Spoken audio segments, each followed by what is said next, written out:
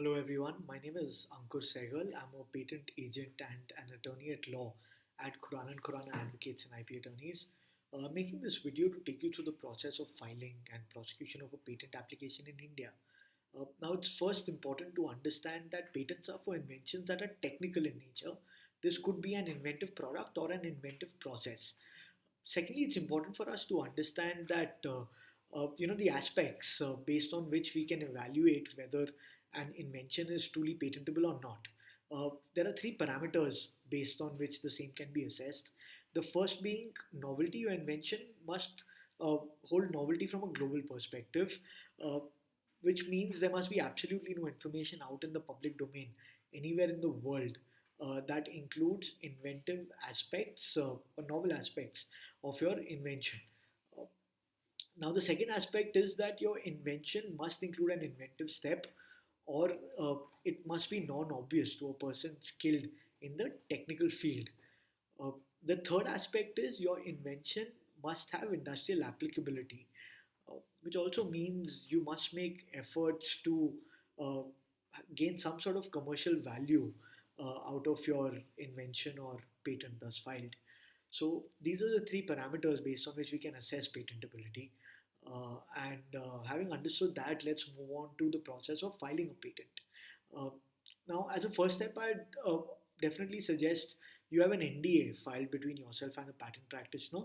This helps establish confidentiality for the information shared by you with the patent practitioner, and it's always a good practice. You must definitely do that as a first step.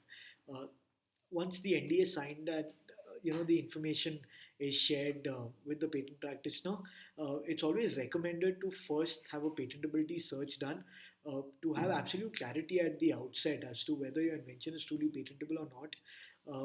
And once you have a patentability search done, you would have this sort of clarity before you spend all the time, money, and energy into the entire process.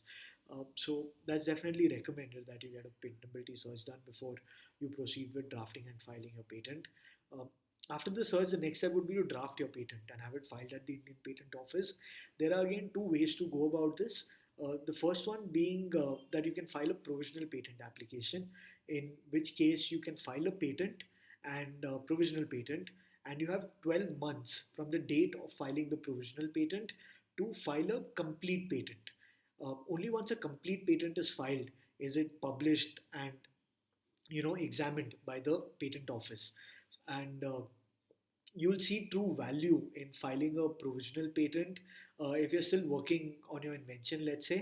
However, you want to have a patent filed, uh, maybe before someone else, maybe your competition does. So in that way, a provisional patent uh, is extremely useful.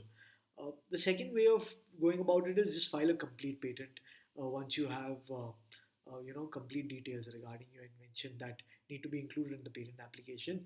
Uh, you can file a complete patent, and once a complete specification is drafted and filed at the Indian Patent Office, you have your patent thus filed. So these are two ways: either provisional, in which case you have 12 months after filing your provisional to file a complete, or directly filing a complete patent. Now, once your patent is filed, it's published in the patent journal after 18 months. You can file for a request for early publication and have it published in 1 month. This again is recommended. There's a significant amount of time you save in the process by doing this. You have to pay an additional fee for filing a request for early publication.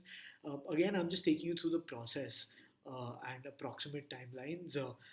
There's a official fee that needs to be paid at each stage of the process, and you can you, you can reach out to us to get necessary details in this regard. Uh, so yes, I mean, once your patent is published, it is the next step is you file for a request for examination, uh, which again is a formal request that needs to be filed. Once a request for examination is filed, your application is taken up. I mean, a patent examiner is allotted for your patent application, and it's taken up for examination. Post which the examiner submits. Uh, Post which, I mean, the examiner again, once your application is taken up by the examiner, it's evaluated again on grounds of novelty, inventive step and industrial applicability, and a first examination report is issued to you. Uh, the first examination report may include uh, certain observations by the patent examiner, and certain prior art may be cited in the examination report, where the examiner feels that there's certain information out in the public domain which is similar to inventive aspects of your patent. You need to review the examination report submitted by the examiner and file a formal response for the same, uh, which is a reply to the examination report. This is essentially a prosecution process, and you file a reply helping the examiner understand why your invention uh, is novel in view of prior art cited by the examiner, and you help the examiner understand your perspective. Once you've submitted your response, the examiner reviews the same, and in an ideal scenario, your patent is the examiner is convinced, in which case your patent is granted. However, if the examiner is not convinced, a second examination report may be issued, which practically speaking rarely happens. More often, if the examiner is not convinced with the reply submitted by you to the reply to the examination first examination report submitted by you, a hearing is scheduled, where earlier, a patent agent would have to uh, uh, go to patent agent or the inventor would have to essentially go to the respective patent office and meet the examiner in person. However, now this happens through video conference more often than not. So we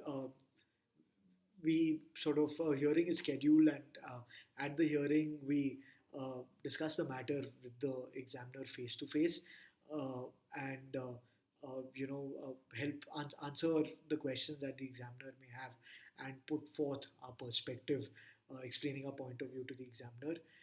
At the end of this, I mean, the examiner is either convinced, in which case your patent is granted. If the patent is not granted post the hearing, uh, your your patent is rejected, and you can of course challenge this decision, uh, or you can request for another hearing to be scheduled, uh, at the end of which your application reaches a logical conclusion where your patent is granted or not granted. So this essentially is the end-to-end process, and like I'd earlier mentioned, at each stage in the process, uh, there's official fee or attorney fee that needs to be paid. However, I hope this gives you a good overview as to the process, right from file to grant or logical conclusion of a patent application. Um, well then, thank you, and I hope this is useful.